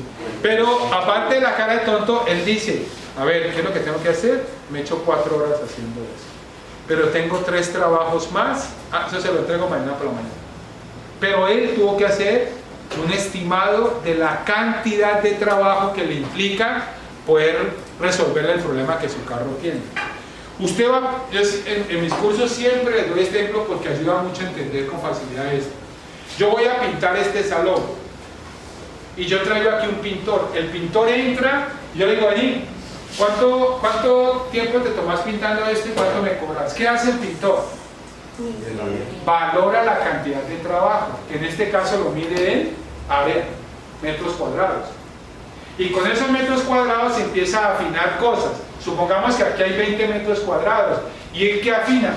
¿Con qué recurso lo voy a pintar? Porque él ya sabe que no es lo mismo pintar con rodilla que con brocha, que con hisopo, lo que sea. Yo no sé si el hisopo todavía lo usa. ¿Sí? No es lo mismo. O sea, esto te da niveles de rendimiento diferentes. y del área es la misma, ¿cierto? O si la pintura es de agua o la pintura es de aceite o lo que sea, o le vas a cambiar el color. Si le vas a cambiar el color tienes que echarle 2 o 3 manos, lo que sea. Yo no sé, la verdad es que yo de pintura sé todo. Entonces, esto es el punto de partida siempre para estimar la duración de una tarea o una actividad, es la cantidad de trabajo. A mí me llaman y me dicen, venga, tenemos que hacer, por ejemplo, un estudio de cargas. ¿Cuántas personas trabajan ahí? Y eso para mí es la cantidad de trabajo. ¿Me entienden? Entonces yo con eso hago un estimado y me dicen, ¿y con cuántos recursos? Los que tú quieras. Entonces yo ya defino qué cantidad de gente voy a utilizar y eso me da cuánto tiempo me voy a tomar haciendo ese estudio o cualquier cosa. ¿Listo? Entonces el punto de partida es la cantidad que uno calcula o estima el número de jornadas de trabajo más probable. Esto es la duración de la tarea, el número de jornadas de trabajo más probable que puede llegar a tomar esa tarea. Y el punto de partida es la cantidad de trabajo. A partir de la cantidad de trabajo hay varias formas de calcular esa duración. Una es el juicio experto. Entonces, otra vez hablo del pintor, ¿sí o no? De esa forma. El pintor, ¿cuántos metros cuadrados hay? Y me dice, yo se lo pinto en 2 horas, con la información que le digo. Que lo quiero que me quede así, así, no sé qué, ¿cierto? Eso es uno. Ese es un juicio experto. Si ustedes me dicen a mí, vení Gerardo, ¿cuánto se echa uno haciendo un ajiaco? No tengo ni la más remota idea. O sea, mi juicio allí no es un juicio experto. ¿Sí entienden lo que quiero transmitirles? Cuando estoy hablando de juicio experto, es de alguien que realmente sabe cómo se hace eso. Ese es el juicio experto. Aquí, cuando yo les digo juicio experto, es que necesitamos diferenciar lo que son los juicios de experto a los juicios de valor. Yo no sé hacer ajiacos ni me interesa aprender. Hasta hoy, yo no sé mañana, pero hoy no me interesa. Por lo tanto, lo que yo diga sobre eso, ¿qué es? Es un juicio de valor, no es un juicio de experto. ¿Listo? Primera forma de calcular o estimar una duración es juicios de expertos. ¿Qué puede ser? Un juicio que me da una duración determinística. ¿Qué querría decir eso? Que arriesga un valor. ¿Cierto? Dice, eso dura 10 días. Punto. ¿Vale? Y están los estimados probabilísticos. Entonces, vamos a hablar un poquito. Eso está allí en la literatura, pero para ir desarrollando el tema, ¿no? En proyectos, estos estimados, cuando se asumen que la duración de una tarea es probabilística, entonces se asume que se pueden manejar a través de una de 3 distribuciones de probabilidad. La primera es la distribución beta unilateral. ¿Qué hacemos cuando asumimos que la distribución de duración de una tarea sigue la distribución beta? Esta duración esperada es igual a un cálculo sencillo, que es A más 4M más B dividido 6. ¿Donde qué es A? ¿Qué es A? ¿Se acuerdan de qué es A? ¿Ah? Algunos vienen ese curso conmigo,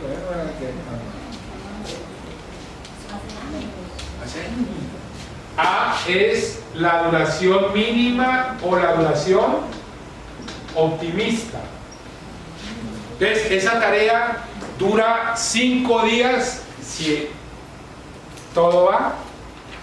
Entonces, siempre esta duración optimista, ¿cierto? Es esa duración que ocurre, que uno se levanta y uno dice, qué maravillosa vida. ¿Quién es lo más hermoso de este planeta? O sea, todo eso que uno está lleno de emoción y de jolgorio existencial, esa es la duración optimista. M es la duración más probable. Y B es la duración pesimista. O o la mayor duración. ¿Quién me da estos tres valores, por favor? ¿Qué me da? El experto, ¿cierto? Yo le pregunto al experto o experta, venga, o expertos, porque pueden ser varios, ¿cierto?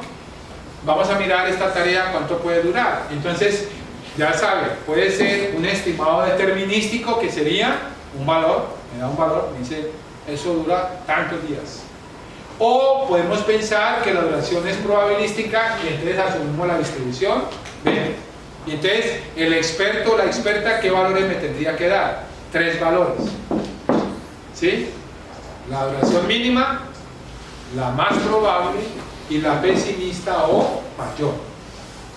Y con estos 3 valores, entonces yo calculo la duración esperada. Eso es lo que aparece acá. Fíjense. Aquí aparece. ¿Sí lo ven? Estos 3 tiempitos. Tiempo optimista, duración mínima, tiempo más probable y el tiempo pesimista o la mayor duración. Si esto está en Excel, pues aquí aparece una formulita, ¿cierto? Que es esa que está allá. ¿Listo? Es esto más 4 veces esto más esto, todo eso dividido 6. Vamos a ver esta valoración técnica. Entonces les voy a mostrar un ejemplo. Entonces, yo tengo una tarea. Supongamos que la tarea es realizar, por ejemplo, unas encuestas. Realizar o aplicar, más bien, aplicar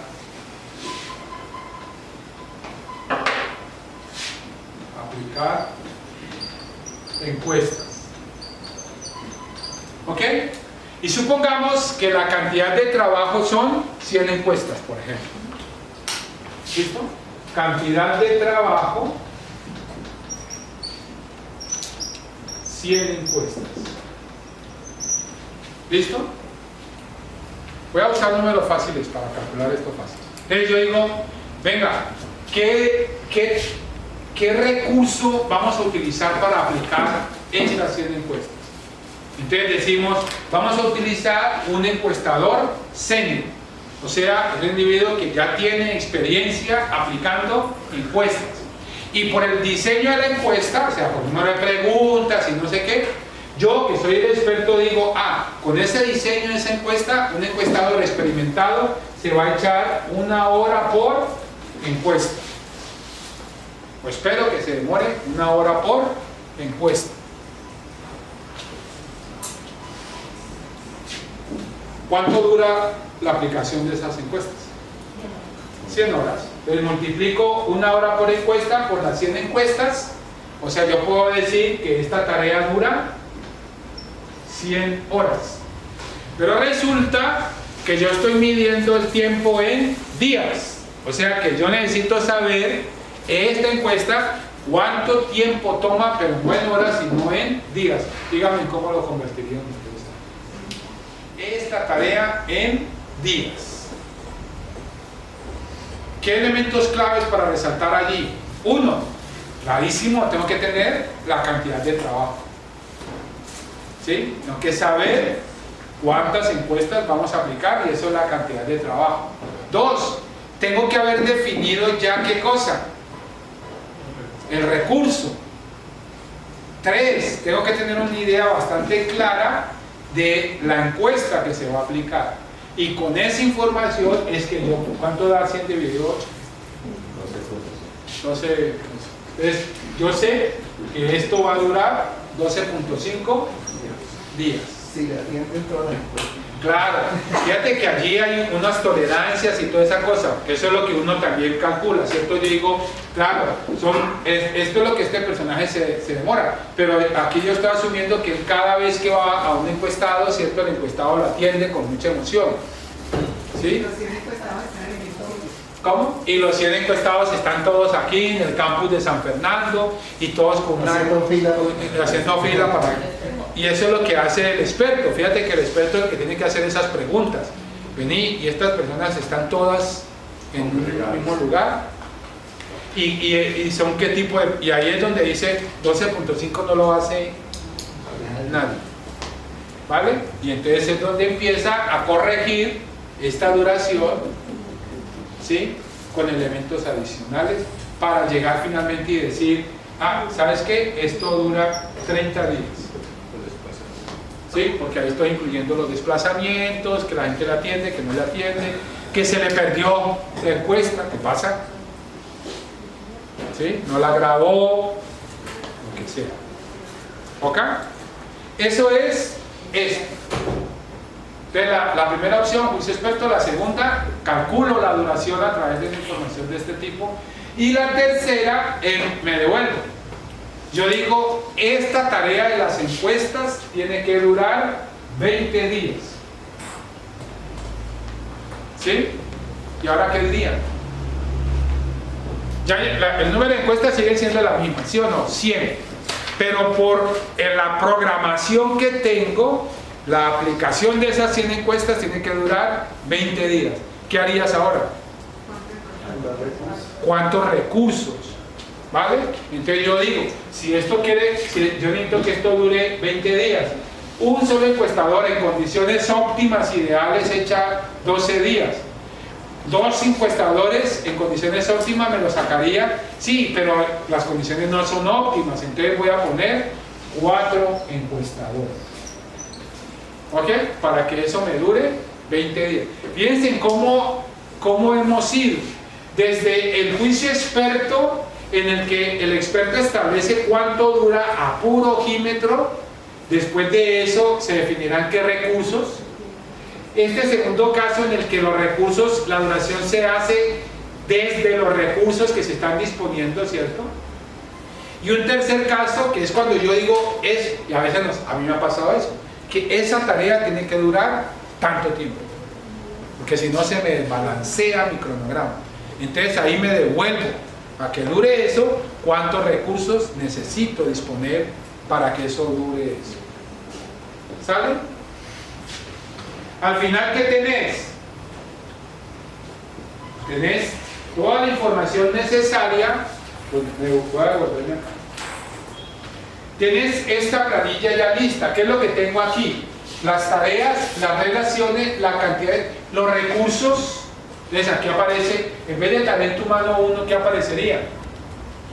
Encuestador, las horas que le va a dedicar a la tarea y así, ¿vale? Que además de esto vamos a utilizar una tablet, porque vamos a llevar la encuesta ya montada en una tablet, la tengo que alquilar, entonces acá aparecerá, ¿cierto? Un equipo por aquí, columna de equipo, tablet. ¿Cuántas horas de tablet necesitas? ¿Sale? Que el encuestador termina con los pies cansados, necesita una masajista, un masajista. Aquí aparece masajista, para aliviarle la tensión al encuestador. Dice encuestadora. ¿Ah? Dice encuestadora. ¿También? Necesita quien le ayude con sus pies. ¿Cierto? ¿Vale? Entonces, estoy hablando del mundo ideal. Entonces, aquí aparecerán todos los recursos que necesito asociados a cada una de las tareas. ¿Sí? Esto lo pueden medir en horas, en kilos, por ejemplo, si son insumos, en kilos, en metros, lo que sea. De acuerdo a las unidades de medida, solo quiere decir UM, en qué unidad. Usualmente el talento humano se mide en horas. Bueno, nosotros aquí estamos desagregando, digamos, las tareas para sacar nuestro presupuesto por cada uno. Pero cuando uno presenta la propuesta técnica, ¿cómo hago para que ese presupuesto sea real a lo que es? Hace lo mismo, pero lo hace a nivel de actividades. Lo que pasa es lo que te estaba diciendo. Ahí ya lo comentamos, mi riesgo es más porque eso estoy más agregado, ¿cierto? Aquí fíjate que una de las cosas que estoy haciendo cuando desagrego es que reduzco díganme ustedes qué es lo que hacemos todos los seres humanos para gestionar los riesgos. ¿Qué necesito yo para gestionar riesgos? Información. ¿Vale? ¿Y qué es lo que estoy haciendo aquí? Incrementando la información que yo dispongo. Pero cuando yo estoy preparando la propuesta, yo preparo a nivel de actividades, o sea, estoy asumiendo unos riesgos allí, ¿cierto? Allí es donde tú tienes que empezar a trabajar los riesgos. Por ejemplo, ¿qué estrategias uno tiene de respuesta a riesgos? Una, es que si yo estimo que esa actividad dura 80 días, yo puedo decir, póngale 100. o 120. ¿Eso qué es? Es una respuesta a riesgo. ¿Me entiendes? Ese es el riesgo que tienes con ese tipo de... Pero es una estrategia de respuesta al riesgo. Yo digo que dura 80 días y cuando yo digo que dura 80 días, ¿en qué estoy pensando? En no ciertos recursos, ¿sí? Para que eso dure 80 días. Puede que cuando yo lo bajo a tareas, esos recursos no sean, porque ya tengo un mayor nivel de detalle. Pero esa es la realidad de los proyectos, no tenemos bolita de cristal para eso. Son siempre los líos que estamos asumiendo por detrás. Y ahí definitivamente cabe la situación que a veces en la elaboración del documento técnico para la consecución de recursos, si no se tienen los expertos o los que conocen la parte técnica para elaborarlo, ahí se pegan el descache más grande en tiempos. No, aquí es donde el experto pesa muchísimo. El experto, o sea, alguien que emita un concepto que sea confiable. Eso es lo que da la experticia, ¿cierto? Pero yo les decía, a mí hay cosas que me preguntan y digo, yo no tengo ni papa ni idea. No tengo idea cuánto puede tomar o durar o qué recurso. O sea, mi juicio allí no es un juicio experto, es un juicio de valor. ¿Vale? ¿Qué hago yo ahora? Agarro toda esa información y la subo al software. ¿Sí? La subo al software. Con el software, ¿qué es lo que vamos a hacer? Voy a calcular, el software me va a dar unas fechas de inicio y de finalización de cada una de las tareas. ¿Por qué estoy hablando de fechas de inicio y finalización? Porque estamos hablando de un cronograma. Recuerden que los cronogramas me dan fechas, ¿sí? Entonces el cronograma es el que me dice, esta tarea va a empezar aquí en esta fecha y va a terminar en esta fecha. Ya los detalles los van a ver ustedes cuando vean el taller de proyección. Cada una de esas cosas. Dos, el software me permite calcular una cosa que se llaman holguras libres y holguras totales. ¿Qué se entiende en proyectos como holgura libre? Aquel tiempo que yo puedo retrasar una tarea sin retrasar las sucesoras a esa tarea. ¿Ok? Eso se llama holgura libre. El tiempo que una tarea se puede retrasar sin retrasar las sucesoras. Y está la holgura total, que es el tiempo que una tarea se puede retrasar sin retrasar la finalización del proyecto. Ustedes piensen que yo puedo tener aquí una tarea que tiene holgura libre. ¿Eso qué quiere decir? Que se puede retrasar sin empujar las sucesoras. ¿Vale? Entonces se retrasa y hasta que llega un límite que si se sigue retrasando, ¿qué va a pasar? Va a empezar a empujar las sucesoras y al empujar las sucesoras, empujar la finalización también del proyecto. O sea, va a afectar la finalización que usted se está comprometiendo a entregar del proyecto. Eso es la holgura libre, la holgura total. Hace ya bastante años, cuando yo aprendí estas cosas, todos estos cálculos uno los hacía literalmente a mano. ¿Sí? Eso, vuelvo y les digo que cada quien tiene derecho a hacer lo que le dé la gana. Usted verá si los hacía a mano. La probabilidad de equivocarse es muy alta. ¿Sí? Entonces, esto es lo que uno resuelve con el software. O sea, yo siempre les advierto que el software no piensa por mí, ¿eh? El software no me recoge eso. El software no me resuelve que yo haya establecido mal las relaciones entre las tareas. El software no me resuelve que yo haya estimado mal las duraciones de las tareas. Esa información, yo tengo que garantizar la calidad de eso. ¿Qué sí hace el software? El software, yo agarro toda esa información, lo subo a un paquete de software y él me va a dar toda esta información. Me va a decir cuándo empieza y finaliza cada tarea, me va a decir las holguras que yo tengo, me va a hablar de la fecha de finalización del proyecto, que yo ya la puedo comparar contra la que me aprobaron, ¿cierto? Me va a decir cuánto dura el proyecto, y aquí les voy a hacer una cosa que a veces a uno le impresiona mucho. Porque yo, por ejemplo, digo una una actividad. Entonces, supongamos que tengo la actividad 1.1. Y yo cuando presenté mi propuesta dije, dura 30 días. 30 días. Y para mí 30 días, ¿qué es? Es un mes. Y cuando hice mi diagramita de Gantt, ¡tan!, le puse allí un cuadrito que dure un mes. Luego yo desagrego esto en tareas. Entonces, tengo la tarea 1.1.1 y tengo, por ejemplo, la tarea 1.1.2. Y la tarea 1.1.1, por ejemplo, dura, estimamos y dijimos dura 20 días. ¿Vale? Y luego la tarea 1.1.2, 10 días. Y yo digo, ¡ay! Me cuadró, hasta me emociono. ¿Sí? Pero cuando usted sube esto en el software ¿qué días está contando? Hábiles. Hay un cantante que se llama Pitino Hábiles, ¿no? Los días hábiles. Entonces, claro, cuando yo lo veo en el software, ya no me van a dar 30 días porque no son 30 días calendario, son 30 días hábiles. ¿Me siguen? Entonces yo puedo ver allí que esas dos tareas ahora, si yo las considero completas, las dos tareas, no aparecen con 30 días, sino más de 30 días porque incluye los días que no son hábiles. Todo eso lo tengo que tener yo cuidado, porque cuando yo estaba haciendo un estimado, originalmente yo pensé que eran 30 días y no me puse a discriminar si eran días hábiles o no. ¿Ok? Esto es lo que el software me muestra, todo este nivel de detalle, y para eso es que es el software, para ayudarme con todas estas cosas. Y me muestra la ruta crítica. En la agenda de proyecto esto se le llama ruta crítica o también se le llama camino crítico. ¿Qué es la ruta crítica? Es la ruta que determina la duración del proyecto. ¿Sí? La que determina la duración del proyecto. Por lo tanto, está configurada por todas aquellas tareas que su holgura total es igual a 0.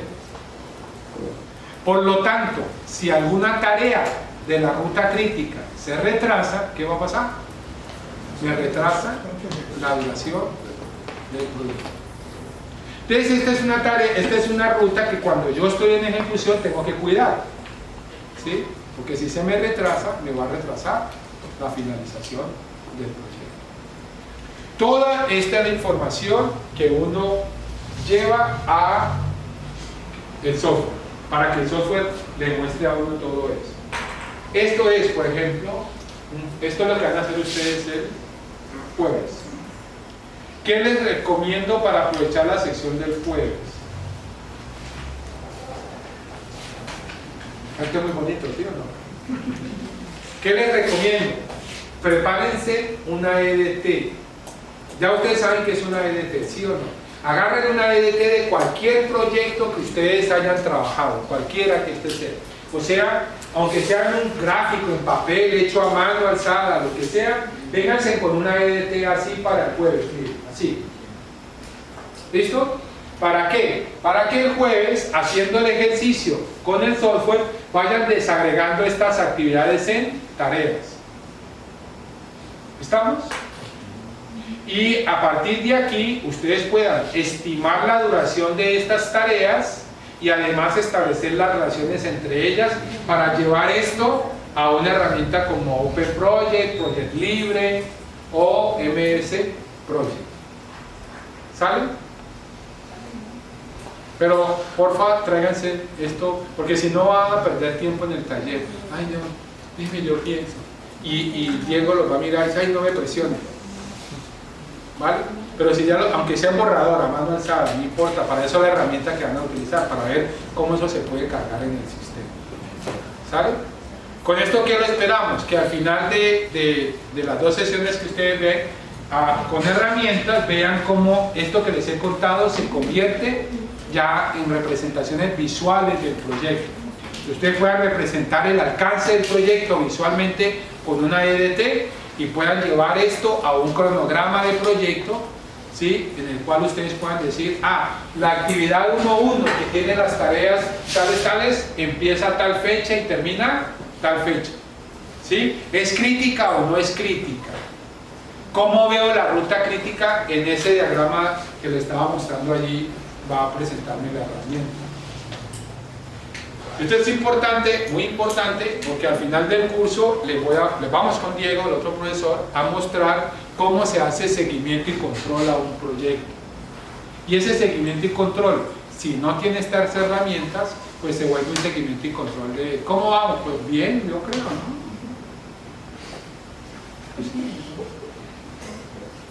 ¿Estamos? No tenés ninguna manera de decir vamos en un porcentaje X o Y o Z, o te toca estar haciendo unos cálculos a pedal cada vez que alguien te pregunta cómo vamos. Y para eso es que están estas herramientas, para que si a mí alguien me pregunta cómo vamos, yo le puedo decir al rompe, pum, vamos así. ¿Sale? Preguntas, dudas, ¿nos quedan cuánto? Nos quedan 11 minutos. No nos vamos de aquí hasta las. Preguntas, dudas, inquietudes, y si no tienen que volver a repetir.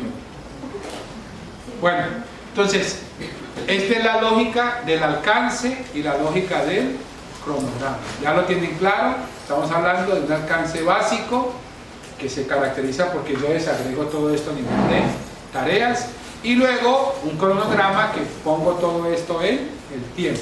Para poner en el tiempo eso que necesito, por lo menos dos cosas: la duración de las tareas y la forma como esas tareas se relacionan unas con otras. ¿Listo? Pues si no tienen inquietudes ni preguntas, muchas gracias. Muchas gracias.